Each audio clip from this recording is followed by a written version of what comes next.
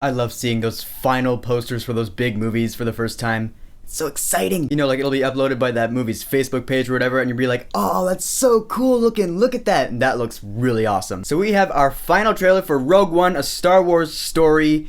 And this is a much, much better trailer than the last one. Yeah, I actually wasn't a huge fan of that last trailer. I felt it could have done things a little better, particularly how it dealt with Darth Vader. But this trailer fixed all of that, so let's jump right in. So this trailer starts out with a flashback of Jyn Erso as a kid talking with her dad. Pretty much reminded me of the beginning of The Amazing Spider-Man, where like, you know, Peter Parker is a kid and he's talking with his dad, the same kind of deal. The dad's like, oh, I love you so much and everything I do is to protect you. Except I think Rogue One is going to be infinitely better than The Amazing Spider-Man. But yeah, with Jyn's dad being played by Mads Mikkelsen, I guess the trailer's making it look like he's going to be a really key piece in this film. I guess when Jyn was a kid, the Empire came down, captured her father. Maybe her dad is like this ultra mega awesome scientist or something, or an architect. Because later on in the trailer, you hear the rebels say, oh, hey, by the way, Jyn, your father helped design this big, huge Imperial super weapon. I don't know how far that's gonna go in this film with the whole father-daughter dynamic. It's probably been like 20 or so years since Jyn has seen her father, and he's been working for the Empire, and now she is a rebel going against the Empire. That's gonna end well. But where this trailer is really hitting me is those sweet visual shots again. The first one I noticed is actually like, you see this giant, it looked like a fallen Jedi statue or something. To me, it actually kind of looks like Obi-Wan. Maybe they'll touch on the fact that, oh, Jedi used to be the guardians of peace and justice in the galaxy. They used to be plentiful, like Ben was telling Luke in the original Star Wars. And now the Jedi are all but extinct, and you see the giant fallen Jedi statue buried in the sand. Just a wild guess. And again, of course, blowing me away with those Death Star shots. This trailer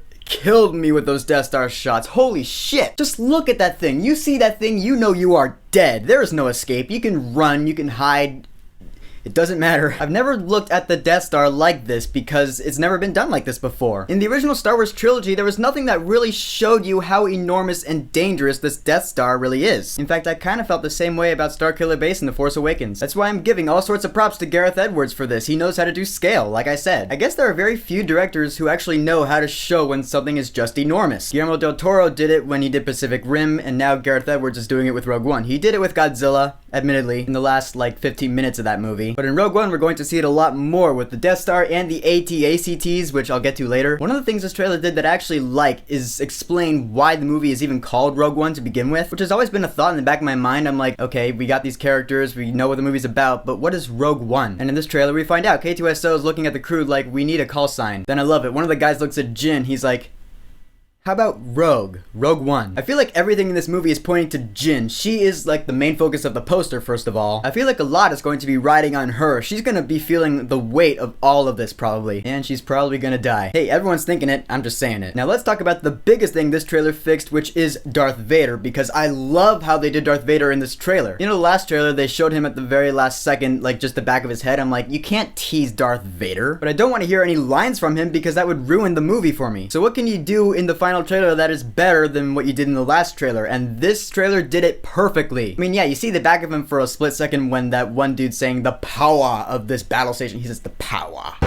power. But then later on, for a fraction of a second, you see Darth Vader in his full glory coming out of the fog. That is an awesome shot. Look at that dude. He's badass. And yeah, as you can tell now, I'm getting pretty excited for this movie. Holy shit. The icing on the cake is the last thing you see in this trailer. The rebel crew's running on that beach island jungle place, and the AT-ACT is right on top of them. You see the foot come down. Boosh. Again, what did I say in my video about the last trailer? I said, wow, those AT-ACTs are enormous. I want to see someone get, like, crushed by one of their legs. Granted, I don't think anyone gets crushed in this little clip we see here, but I'm pretty sure if we have a clip like this, then someone's going to get crushed. I want to see that, man. Flatten the dude like a pancake. In the end, this is my favorite trailer for Rogue One. I guess the final trailers tend to be my favorite because they're just the coolest ones. If they don't reveal too much, that is. I'm super ultra mega hyped for Rogue One, A Star Wars Story, but we still got November to go through. This winter movie season is going to be lit. So, the final trailer for Rogue One, A Star Wars Story. Have you seen it? What was your favorite part? Whatever it is, go ahead and leave a comment. And don't forget to subscribe.